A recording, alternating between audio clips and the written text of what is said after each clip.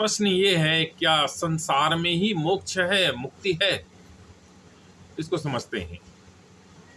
संसार मनुष्य के न जन्म के पहले कुछ होता है, न मृत्यु के बाद कुछ होता है। मनुष्य के जो है इस जन्म में ही है।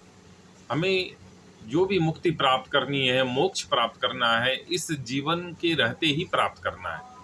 इस जीवन के बाद कुछ नहीं है। और मोक्ष का मतलब है मुक्ति।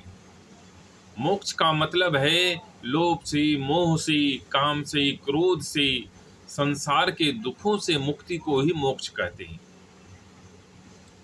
और मोक्ष तभी मिलेगा, मुक्ति तभी मिलेगी दुखों से, कष्टों से, जब हम परमात्मा को जानेंगे, जब हम ज्ञान प्राप्त करेंगे, जब हम धर्म ग्रंथ रामायण पढ़ेंगे, तभी हमें मोक्ष मिलेगा। जब तक हमारा अज्ञान नहीं मिटेगा, जब तक हमारे मन से लोभ, मोह, काम, क्रोध नहीं जाएगा, तब तक हमें मोक्ष की प्राप्ति नहीं होगी, मुक्ति नहीं होगी। मोक्ष प्राप्त करने के लिए, मुक्ति प्राप्त करने के लिए इस जीवन में यह जरूरी है कि हम ज्ञान प्राप्त करें। और ज्ञान धर्म ग्रंथ से ही मिलेगा।